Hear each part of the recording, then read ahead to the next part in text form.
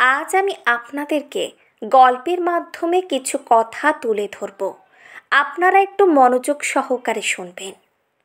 বৌমা, তোমায় আমি বললাম না সেদিন স্বামীর মুখে মুখে কথা না বলতে? পুরুষ মানুষের সাথে ওভাবে তর্ক করাটা মেয়ে ছেলেদের মানায় না।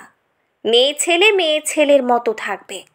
পুরুষ আবার বৃথা চেষ্টা করো না। 5 বছরের রিও অবাক হয়ে শুনছিল কিভাবে ঠাম্মা বকছে ওর মাকে। সবটা ভালো না বুঝলেও এটুকু ও বেশ বুঝল যে ঠাম্মা বলছেন বাবা আর মা এক নয়। বাবা মাকে ধমক দিতেই পারে, কিন্তু মায়ের সে জিনিস সাজে না। তার মানে বাবা বেশি পাওয়ারফুল, কারণ বাবা বয়। তার মানে রিও নিশ্চয়ই বেশি পাওয়ারফুল ওর স্কুলের ফ্রেন্ড রীতা, মালবিকা ওদের থেকে। আরে ছাড়ো, ওই ভারী বালতি তুমি তুলতে পারবে নাকি? মেয়ে মানুষের গায়ে অত জোর থাকলে তো হয়েই যেত।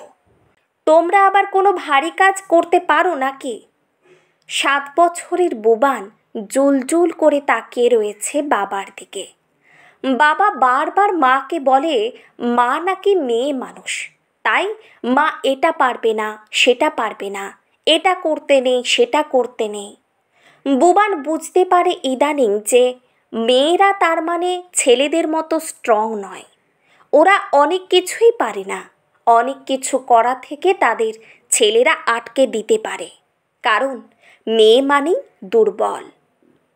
ছোট বউ, অফিস থেকে রোজ ফিরতে এত রাত হচ্ছে কেন বলো তো আজকাল?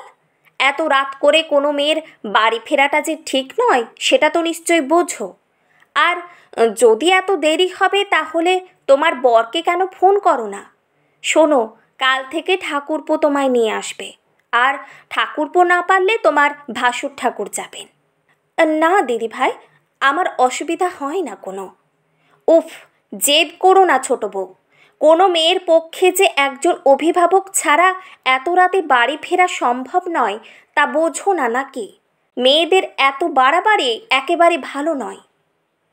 12 বছরের বাবলু শুনছিল মা আর ছোট কাকির কথোপকথন।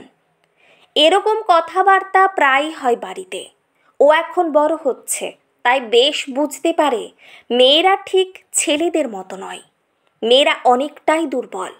তারা কোনো পুরুষ অভিভাবকের অধীনেই থাকতে বাধ্য সব সময়।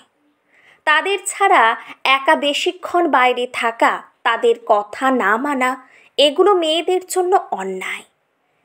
এটা বাবলু বেশ বোঝে এখন। মনে মনে রোমাঞ্চিত হয় বাবলু, ও তো পুরুষ, তার মানে ও উৎকৃষ্ট বৈকি। মেয়েদের খুব বেশি গুরুত্ব তার মানে না দিলেও চলে। এই রিও, বুবান, বাবলুরা আসলে আমাদের সামনেই বেড়ে উঠছে। সব বাড়িতেই ওরা আছে, আমরা বুঝি না।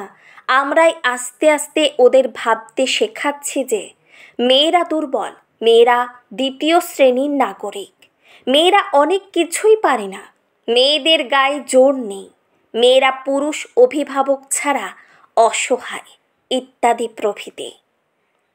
এবার ভাবুন, যে ছেলেগুলো শিশুকাল থেকেই এরকম ভাবতে ভাবতে, শিখতে শিখতে বড় হচ্ছে, যাদের শিশু মনে গোড়া থেকেই প্রথিত হচ্ছে এমন ভাবনার বীজ যে মেয়েরা পুরুষের থেকে কম শক্তিশালী, কম সবল, তারা কি বড় হয়ে কোনোদিন মেয়েদের সম্মান করতে পারবে ঠিকভাবে? তাই বাড়ির মেয়েকে আত্মরক্ষা শেখাবার পাশাপাশি নিজেকেও শেখাতে হবে আমাদের। বাড়ির ছোট ছেলেটার কাছে যেন এমন বার্তা না পৌঁছায় যে মেয়েরা পুরুষদের থেকে নিচু। নিজের বাড়ির প্রত্যেকটা মহিলাকে সম্মান করতে হবে, গুরুত্ব দিতে হবে পরিবারের প্রতিটা সদস্যকে। মেয়েরা যে পুরুষের তুলনায় কোনো অংশে কম নয়, এমন ভাবনার বীজ রোপণ করতে হবে আজকের নাবালক তথা আগামী পুরুষদের মধ্যে। আর সেটা কিন্তু আমি আপনিই পারি। নইলে প্রতিবাদ মিছিল বের করতে হবে আমাদের সারা জীবন ধরে। কে বলতে পারে, রিও, বাবলু বা বুবানদের মধ্যে থেকেই হয়তো একদিন জন্ম নেবে কোনো নির্যাতক, আর অভয়া হোক বা তিলোত্তমা, গল্পটা কিন্তু রিপিট হবে বারবার।